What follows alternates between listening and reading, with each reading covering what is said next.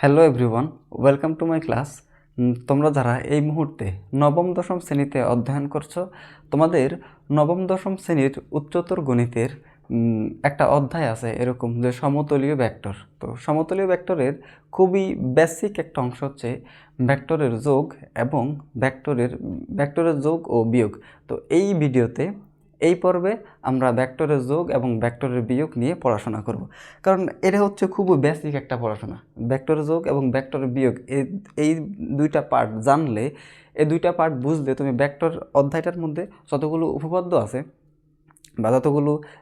আছে তুমি এগুলো সবগুলো সহজে সমাধান করতে পারবা।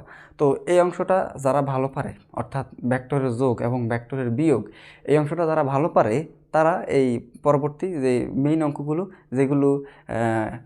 যেগুলো স্পেশালি সিকিউতে হিট করে, সিকিউতে আসে, সেগুলো তারা খুব ভালো পারবে। এখন ভেক্টরের যোগ এবং ভেক্টর বিয়োগ এই অংশটা বইতে একভাবে আলোচনা করা আছে। তো আমি এই ভিডিওতে আমি প্রথমে বইয়ের মতো করে ব্যাখ্যা করব, এরপরে আমি আমার নিজের ব্যক্তিগতভাবে যে সহজ নিয়মে আমি চিন্তা করতে পারি বা সহজ করে আমি পড়ানোর ট্রাই করব।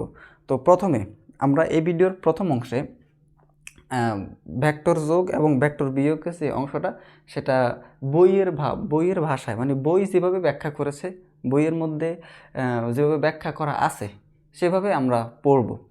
এরপরে বইয়ের ব্যাখ্যা যদি তোমার কাছে বোধগম্য না হয়, অথবা বইয়ের ব্যাখ্যা যদি তোমার কাছে সহজ না লাগে, এরপরে আমি আমার মতো করে সহজ করে যেভাবে আমি নিজে পড়ছি বা সহজ করে চিন্তা করব, ঠিক আছে না? তো আমরা দুইভাবে পড়ব, প্রথমে বইয়ের মতো পড়ব। তো প্রথমে যদি তুমি দেখো, আমরা ভেক্টর রাশির যোগ এবং ভেক্টর রাশির বিয়োগটা পড়ব। আগে দেখো তো ভেক্টর রাশি কাকে বলে। ভেক্টর রাশি হচ্ছে যে রাশিকে প্রকাশ করার জন্য মান এবং দিক উভয়ের প্রয়োজন হয়, তাকে বলা হয় ভেক্টর রাশি। এখানে আমরা মান নিয়ে তেমন কথাবার্তা বলবো না, আমরা ভেক্টর রাশির মানকে এখানে শো করব না, আমরা জাস্ট শুধুমাত্র ভেক্টর রাশির দিক নিয়ে পড়াশোনা করব। দেখো, যদি এইটা একটা ভেক্টর রাশি হয়, এর একটা ভেক্টর রাশি হয়, এবং যদি এর একটা ভেক্টর রাশি হয়, তাইলে এই একটা ভেক্টর রাশির দুইটা বিন্দু থাকে। এটাকে বলা হয় আদি বিন্দু, এটাকে বলা হয় আদি বিন্দু, এটাকে বলা হয় প্রান্ত বিন্দু, এটাকে বলা হয় আদি বিন্দু, এটাকে বলা হয় প্রান্ত বিন্দু। অথবা তুমি এটাকে এমনও বলতে পারো, এটা হচ্ছে শুরুর বিন্দু। ভেক্টর রাশিটা এই স্থান থেকে তার যাত্রা শুরু করে, এই বিন্দু থেকে তার যাত্রা শুরু করে, এবং এটাকে তুমি শেষ বিন্দু বলতে পারো, অর্থাৎ যদি একটা ভেক্টর রাশি, এটা যদি একটা ভেক্টর রাশি হয়, তাহলে এই পয়েন্ট থেকে, এই পয়েন্টটা হবে আদি বিন্দু, এই পয়েন্টটা হবে শেষ বিন্দু। আবার এটাকে এমনও বলতে পারো, এই পয়েন্ট হবে শুরুর বিন্দু এবং এই পয়েন্ট হবে শেষ বিন্দু বা প্রান্ত বিন্দু। তো বুঝতে পেরেছ?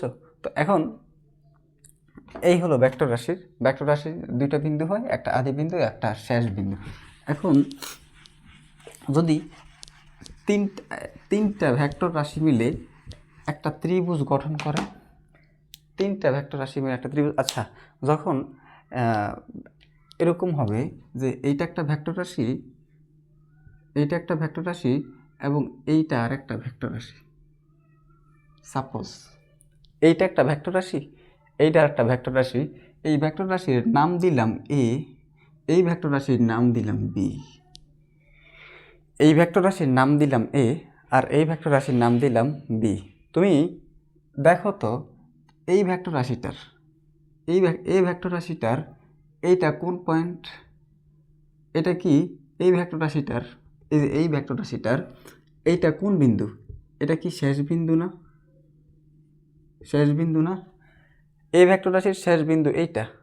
আবার এই যে বি ভেক্টর রাশিটার এই যে বিন্দুটা, সেটা কিসের বিন্দু? সেটা হচ্ছে আদি বিন্দু বা শুরুর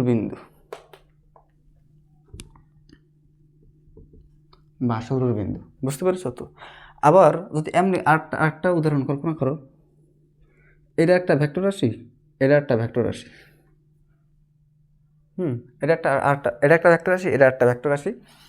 এই ভেক্টর রাশিটার এইটা যদি পি হয়, এই ভেক্টর রাশিটার নাম এটা যদি কিউ হয়, তো বলেছিলাম একটা ভেক্টর রাশির এই যে এই বিন্দুটা, সেটা হয় আদি বিন্দু, মনে আছে? সেটা হয় আদি বিন্দু। আর এই অংশটার নাম হয় হচ্ছে শেষ বিন্দু বা প্রান্ত বিন্দু। শেষ বিন্দু বা প্রান্ত বিন্দু। তুমি দেখো এই যে পি ভেক্টর রাশি, এই পি ভেক্টর রাশির এই অংশ এখানে, এই অংশটার নাম কি? এই অংশটার নাম হচ্ছে আদি বিন্দু। এই অংশটার নাম কি? এই অংশটার নাম শেষ বিন্দু। যদি এরকম হয় যে একটা ভেক্টর রাশির আদি বিন্দু এবং আরেকটা ভেক্টর রাশির শেষ বিন্দু একসাথে হয়, একটা ভেক্টর রাশির আদি বিন্দু আর একটা ভেক্টর রাশির শেষ বিন্দু এক জায়গায় হয়, তবে তবে তাদেরকে ভেক্টর যোগ বলতে পারি। এই হচ্ছে ভেক্টর যোগ। অর্থাৎ বলতে পারি এটা এই যে a প্লাস বি, বলতে পারি পি প্লাস কিউ, এই যে যখন এটা কখন শর্তটা প্রযোজ্য, যখন একটা ভেক্টর রাশির শেষ প্রান্ত এবং আরেকটা ভেক্টর রাশির শুরুর প্রান্ত, যখন একটা ভেক্টর রাশির শেষ প্রান্ত এবং আরেকটা ভেক্টর রাশির শুরুর প্রান্ত একই জায়গায় থাকে, তখন ভেক্টরদ্বয় যোগ বলে বিবেচিত হবে। তুমি দেখো তো, এই যে এই ভেক্টর রাশিটার আদি বিন্দুটা এখানে, পি ভেক্টর রাশিটার আদি বিন্দু যেখানে, কিউ ভেক্টর রাশিটার পি ভেক্টর রাশিটার শেষ বিন্দু যেখানে, হ্যাঁ, আবার এই কিউ বিন্দু দেখো দেখো এই যে একটা ভেক্টর রাশি অঙ্কন করলাম এখানে, এই ভেক্টর রাশিটার এটা হচ্ছে শেষ বিন্দু। এই শেষ বিন্দু থেকে এটার নাম দিলাম এম, এম একটা ভেক্টর রাশি। এই শেষ বিন্দু থেকে আরেকটা ভেক্টর রাশি উৎপন্ন হলো, এই ভেক্টর রাশিটার নাম হলো এন ভেক্টর। দেখো এম ভেক্টরের শেষ প্রান্ত এবং এন ভেক্টরের শুরুর প্রান্ত, এম ভেক্টরের শেষ প্রান্ত এবং এন ভেক্টরের শুরুর প্রান্ত যেহেতু দুইটা এক জায়গায় হয়েছে, সেহেতু এই M vector plus N vector দুইটাই ভেক্টর যোগের নিয়ম অনুসরণ করে, দুইটাই ভেক্টর যোগ বলে বিবেচিত। বুঝতে পেরেছ? এই হলো ভেক্টর যোগের কাহিনী। তাহলে ভেক্টর যোগ কখন হবে? ভেক্টর যোগ কখন তুমি বলতে পারো, যখন একটা ভেক্টরের আদি প্রান্ত এবং আরেকটা ভেক্টরের শেষ প্রান্ত একই জায়গায় থাকে বা একই বিন্দুতে থাকে, তখন তুমি এটাকে ভেক্টর যোগ বলে বিবেচনা করতে পারো। তাহলে ভেক্টর যোগ কখন হবে? ভেক্টর যোগ হবে একটা ভেক্টরের আদি প্রান্ত বা একটা ভেক্টরের শুরুর প্রান্ত, একটা ভেক্টর রাশির শুরুর প্রান্ত আরেকটা ভেক্টর রাশির শেষ প্রান্ত যখন একই জায়গায় থাকে, একই পয়েন্টে থাকে, শুরুর বিন্দু এবং শেষ বিন্দু, একটা ভেক্টর রাশির শুরুর বিন্দু আর একটা ভেক্টর রাশির শেষ বিন্দু যখন একই জায়গায় থাকে, তখন সেটা হয় ভেক্টর যোগ।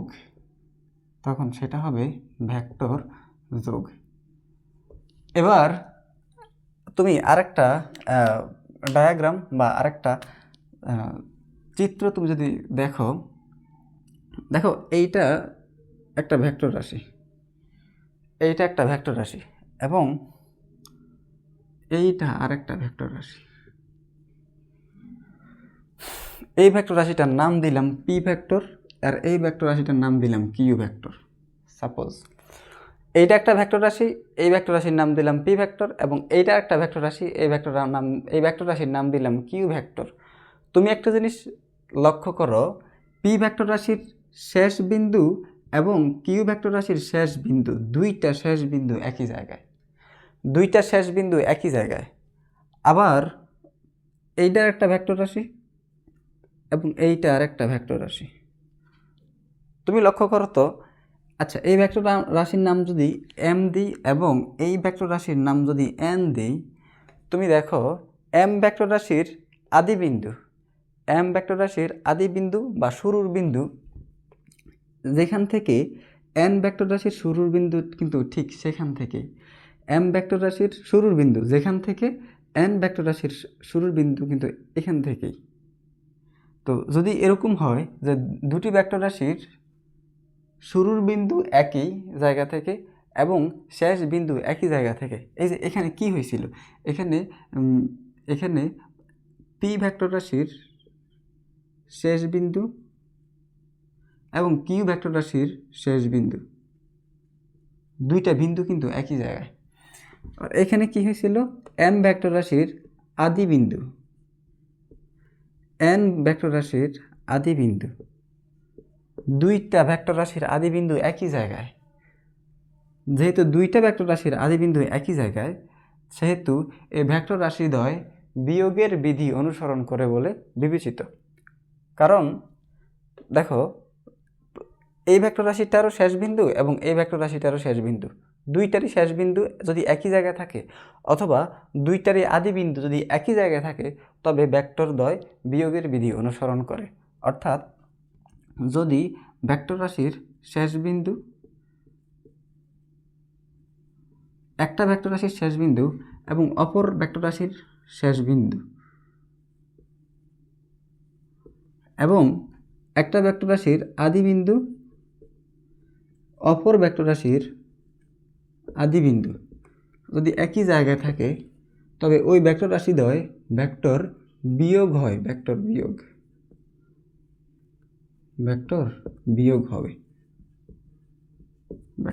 হবে। বুঝতে পেরেছ? তাহলে শেষ বিন্দু দুইটা ভেক্টর রাশির শেষ বিন্দু যদি একই জায়গায় থাকে অথবা দুইটা ভেক্টর রাশির শুরুর বিন্দু যদি একই জায়গায় থাকে, তাহলে ভেক্টর রাশির বিয়োগের নিয়ম অনুসরণ করে। আর দুইটা ভেক্টর রাশির একটার শুরুর বিন্দু এবং আরেকটার শেষ বিন্দু যদি একই জায়গায় থাকে তখন সেটা ভেক্টর যোগ অনুসরণ করে। আচ্ছা, এবার এই দুইটা নিয়ম দিয়ে যদি আমরা ত্রিভুজ কল্পনা করতে পারি বা ত্রিভুজের সমস্যাগুলো যদি একটু উল্লেখ করি। দেখো তো, আমি যদি একটা ত্রিভুজ অঙ্কন করি এরকম, যে এটা একটা ত্রিভুজ, এটার নাম দিলাম পি, এটার নাম দিলাম কিউ, এটার নাম দিলাম আর। তো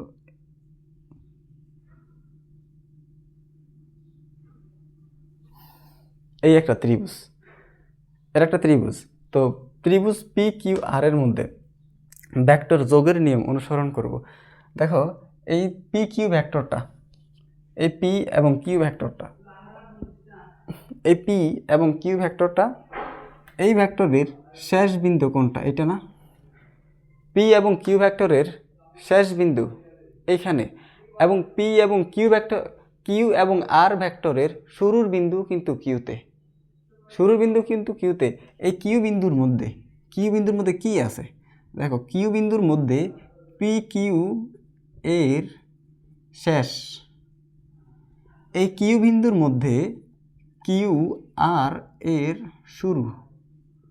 তো যদি শুরু এবং শেষ একই জায়গায় থাকে, তাহলে আমি বলতে পারি P Q plus Q R, এই যে ভেক্টর যোগ অনুযায়ী আমি বলতে পারি দুইটাই যোগ। এই কিউ বিন্দুর মধ্যে কে আছে? কিউ বিন্দুর মধ্যে পি কিউ ভেক্টরের শেষ বিন্দু, এই কিউ বিন্দুর মধ্যে কিউ আর ভেক্টরের শুরুর বিন্দু। যদি একই বিন্দুতে একটা ভেক্টরের শুরুর বিন্দু এবং অন্য আরেকটা ভেক্টরের শেষ বিন্দু থাকে, তবে ভেক্টর দ্বয় যোগ হয়, সমান সমান এই যে পি আর। সিম্পল, বুঝতে পেরেছো? যদি আরেকটা উদাহরণ তুমি দেখো,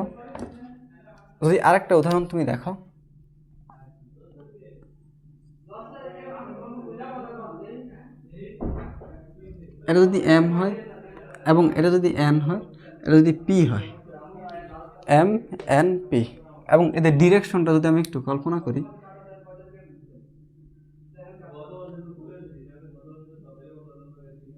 এই হলো এম এন পি।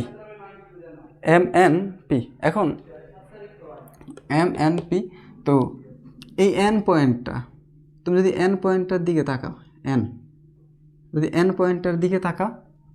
এই এন পয়েন্টে কে আছে? এন পয়েন্টে আছে হইল যে এন পয়েন্টে আছে হলো এন এম ভেক্টরের এন এম এর এন পয়েন্টটা এন এম এর শুরু এবং এই এন পয়েন্টটা এন পি এর শেষ। এন পয়েন্টটা এন এম এর শুরু আর এই এন পয়েন্টটা এন পি এর শেষ। যদি একটার শুরু এবং আরেকটার শেষ একই জায়গায় থাকে তাহলে এরা যোগ হবে। তার মানে এই এন এম যোগ এন পি সমান সমান এই এম পি। এই হলো সিম্পল, এটা হলো ভেক্টর যোগ, এটা হলো ভেক্টর যোগ। পারবা না? হ্যাঁ, অনেক সহজ। এটা হচ্ছে বইয়ের নিয়মের ব্যাখ্যা। এবার ভেক্টর বিয়োগেরটা কী হবে?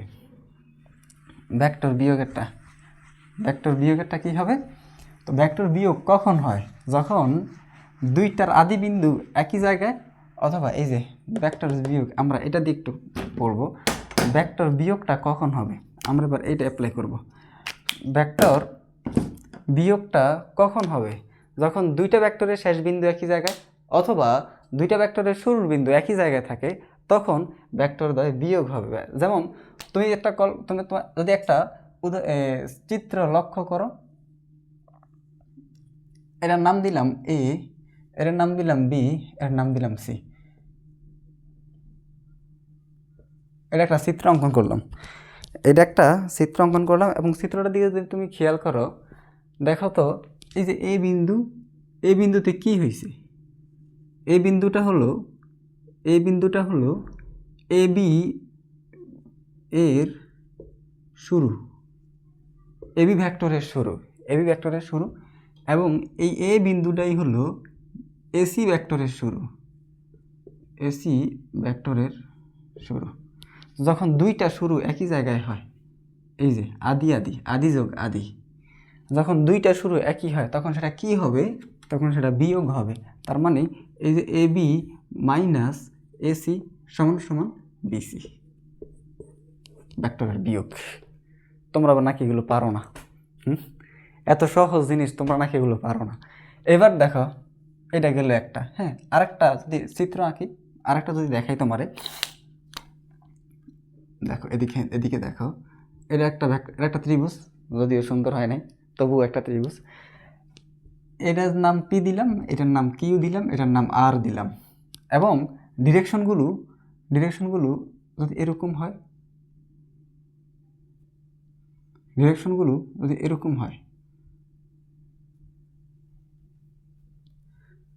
দেখো তো এই যে আর ভেক্টর, এই যে আর বিন্দুটার দিকে দেখো, আর বিন্দুতে কি আছে?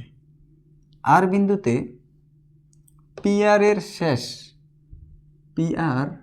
ভেক্টর এর শেষ, মানে পি আর ভেক্টরের শেষ, এবং কিউ আর ভেক্টরের শেষ। আর বিন্দুতে কিউ আর ভেক্টরের শেষ বিন্দু।